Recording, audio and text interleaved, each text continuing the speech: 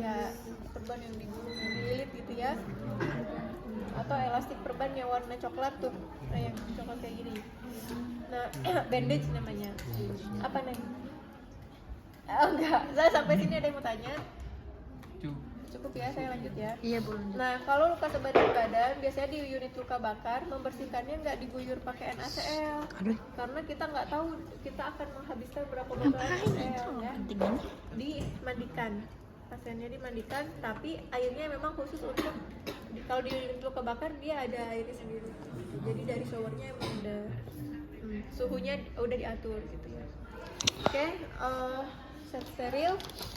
Naruh set steril jangan terlalu dekat ke pasien ya, kita harus punya field atau ya area yang cukup untuk kita bergerak ya, jangan terlalu dekat, nanti kita percuma udah buka set steril taunya pasiennya kenain ke set sterilnya, terinfeksikan.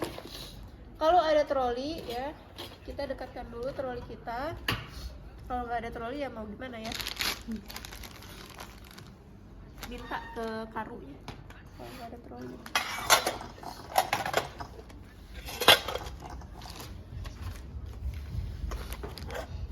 Ini saya nggak pakai ya.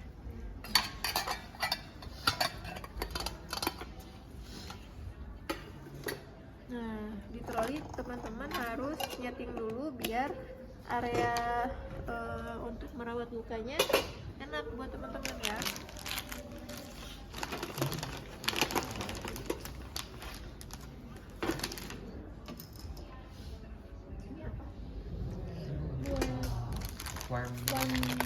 Hipotermi. Iya. Ini nggak saya pakai udah ya. Udah. Ini saya pakai. Ini juga saya akan pakai. Nah, sebelum kita pakai set sarung tangan steril, kita buka-bukain dulu apa-apa yang kita butuhkan untuk perawatan luka ya. Ini ceritanya baru nanti ya. Nah, ini kan salah ya. Jadi harusnya kan ini rapat ya. Iya. Ini rapat. Jangan serta-merta kalau misalkan ini terbuka nanti di rumah sakit jangan dipakai. Ya, kita nggak tahu itu expired atau enggak, atau bekas orang atau enggak. Ketika di klinik jangan dipakai aja ya. Kalau terbuka kayak gini. Idealnya kan tertutup semua rapat ya. Kita sobekkan.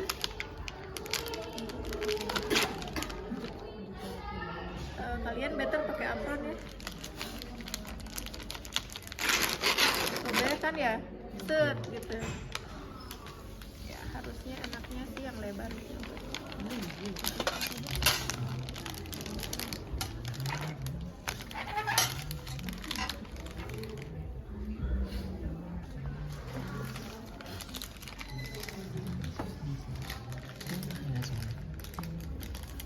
Udah ada. Kita tuangkan dulu NaCl-nya. Jangan terlalu dekat. On. Jangan segini. Ke atas aja. Biasanya masuk kalau OC di sini. Jangan ya, segini ya. Jarak, ada jarak lah 5 sentian apa 10 sentian lah. Gitu ya. Nah, ini kita lihat dulu seberapa luas lukanya. Oh, ternyata luas nih lukanya. Cukup nggak kasanya? Ya, kalau nggak cukup kita ambil dulu. Ada nggak lagi kasanya?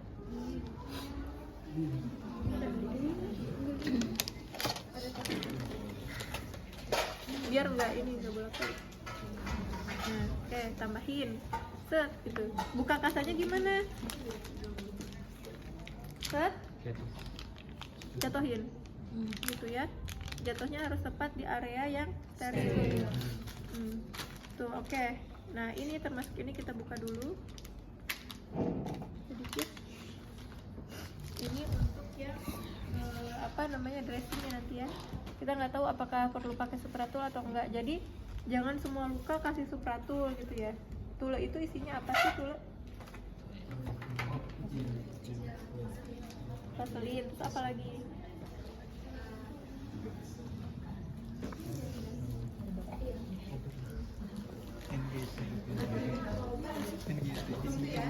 Oke.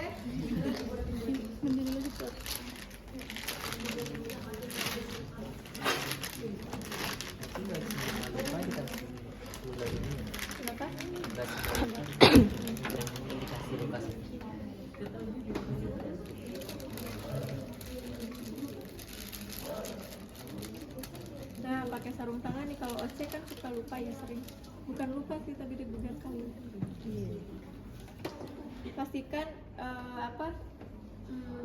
right ke right gitu ya, tangan kanan ke tangan kanan, langsung tempelin aja sama jempolnya kan.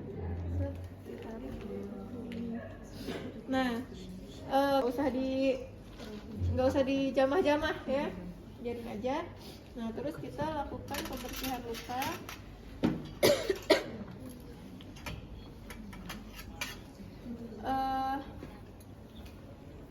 Ini saya nggak butuh, gunting saya nggak butuh. Kalau ada sih klem arteri ya.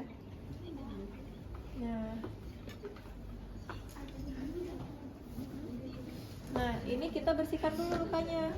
Celup, putar.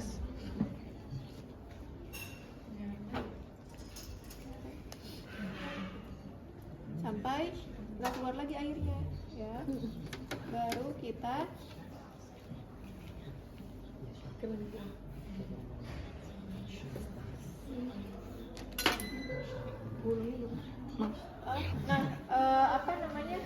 ngebersihinnya gimana? Satu arah dari atas ke bawah atau melingkar gitu, tapi jarang ya luka kalau melingkar, kecuali memang lukanya emang bentuknya ada ya. Harusnya di pause dulu. Oh iya. Nah, ini kenapa Bu pakai klem arteri? Biar kalian ketika merawat luka itu ininya nggak jalan-jalan.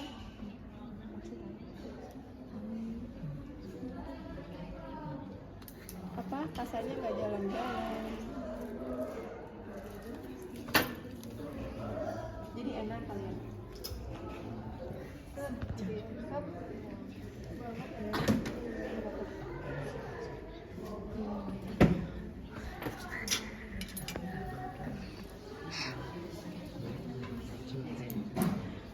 Ini teknik aja, mau pakai serulis juga nggak masalah. Kalau pakai tangan langsung walaupun kita udah pakai steril. Nah, secara praktikali boleh aja. Tapi teoritisnya coba deh cari ininya, penelitiannya. Wound dressing, wound cleansing pakai tangan gimana? Kalau saya sih tahunya boleh aja ya, karena apa? Ini sampai banyak pokoknya. Pause dulu. Kita peras sampai dia nggak ada air. Buang. Itu berarti nggak harus pakai tangan ya? Keluarin lemoy. Ya. Dengar. Oh berarti harus 2 orang ya? Iya. Kalau nggak mau 2 orang, satu taruh di sini berarti. Ini sausnya. Diolesin. Mengolesannya seapa Bu? Kalau zinc dia di aturan pakainya 2 mili minimal tebalnya. Kalau zinc. Nah, kalau salep mebo sampai ke seluruh, makanya tercover sama si sausnya. Bau ya? Iya Bu.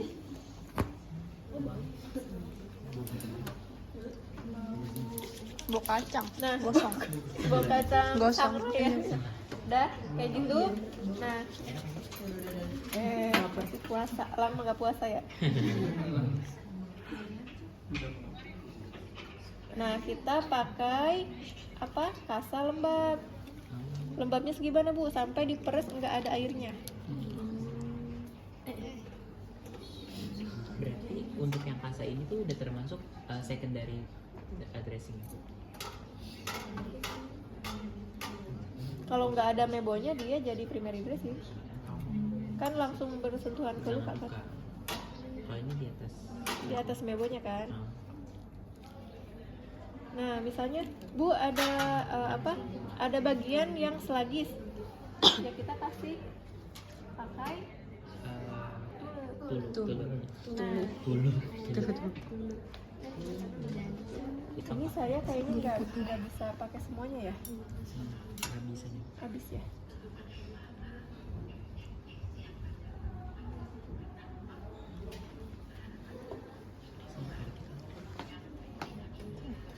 Kalau tebel apa?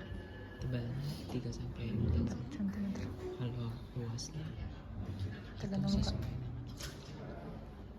Itu digantinya berapa?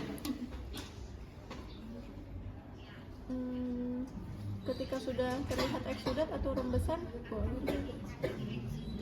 Makanya itu kenapa kita harus mengukur kita perlu dressingnya berapa ketebalannya.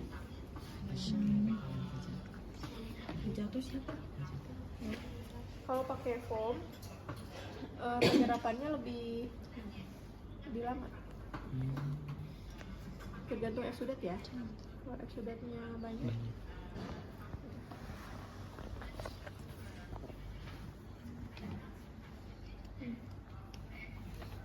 Kalau ada slug itu Bu, nggak dibersihin yang pakai apa? Digunting-gunting itu juga nggak? apa? Oh, kalau ada slug. Kalau ada slaf Ah, nggak usah, oh, kan kalau slaf mah bukan jaringan nekrosis. nekrosis. Berarti hanya yang digunting hanya nekrosis. Iya, bukan digunting sih, di debridement demam. Oh, Di gini nih, di kopek gini gitu. Nah ini saya nggak gunakan semuanya, jadi saya mau ngasih tahu cara penggunaan dulu. Nah ini kan tadi kita sudah buka tulurnya, jangan pegang ininya ya, jangan pegang bagian bungkus dulu, pegang bagian dalamnya. Kan tadi saya sengaja tuh ya, bagian dalamnya saya sisain untuk biar saya mudah ngambilnya. Intinya sih gimana caranya, kalian nggak on aja. Kalau penggunaan tulenya banyak, tulenya taruh aja di sini semua ya. Kalau penggunaannya tulenya sedikit ya gimana cara ambilnya tadi, apakah dikeluarin dulu ya ya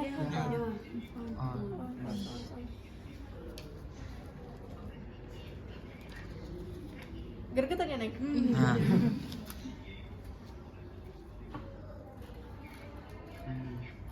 Kalau tadi yang langsung di break itu nggak apa-apa kan ya Bu? Biasanya saat yang nggak buka apa-apa, buku itu, nggak apa-apa banget. jadi tinggal langsung Nah, gunting.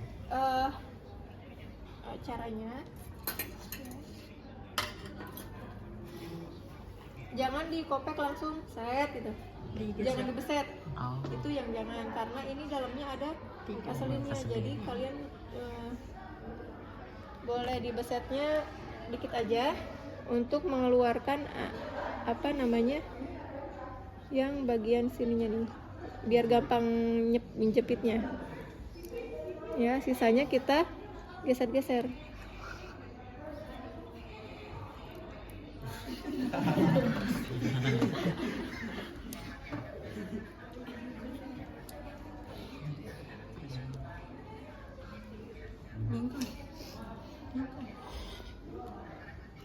Kok dia nggak mau bergeser nih, geser.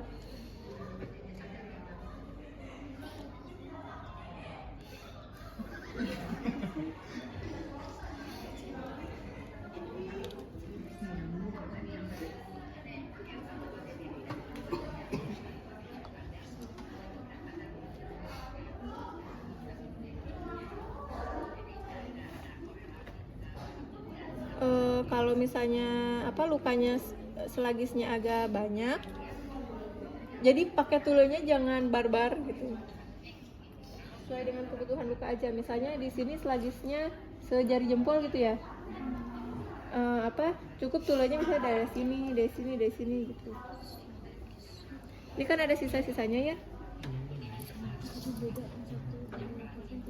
kalian olesin aja ke yang sekitar-sekitarnya. Ditutupnya pakai kasa lagi. Jadi kalau untuk anti oxidnya itu kita harus pakai kasa semua apa harus pakai tulis sebagian?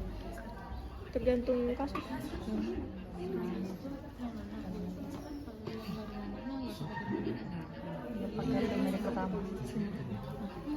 Udah, ini kan semuanya kasa basah.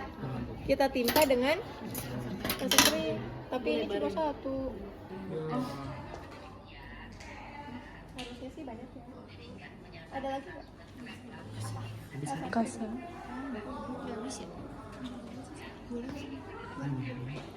Lebih banget ya, gimana kalau lukanya besar? Kalau seluruh badan Seluruh badan tadi pakai band. Kalau pakai kan kalau pemasangan perban di luka bakar itu kalau itu kan lukanya di tangannya Bu, itu jari-jarinya dipisah ya Bu? Harusnya dipisah. Harusnya dipisah ya semuanya. Tutup, ini sudah harus tertutup oleh kasa kering sebelum kita fiksasi. Fiksasinya harus penuh Dan rapat itu. dan rapat.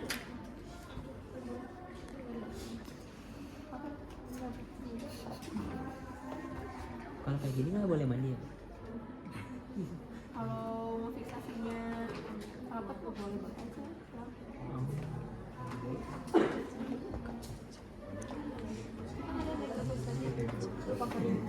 Sebaiknya dikopek atau enggak? Soalnya ada isinya dikopek. Tapi nunggu dia lunak. Even kalau itu pun jatuh biasa. Soalnya kan biasanya tuh orang tua bilang jangan dikopek karena nanti ikut pas dikopek ataupun enggak, kalau kita nggak kasih dressing yang tepat Itu akan berbekas ya, Bu? ini harusnya tadi satu persatu ya, di sini ada gitu. Kalau dari plester baru plester semuanya. Oke. Kalau luka bakar tuh sakit nggak? Iya. masih. Dagingnya ada lagi atau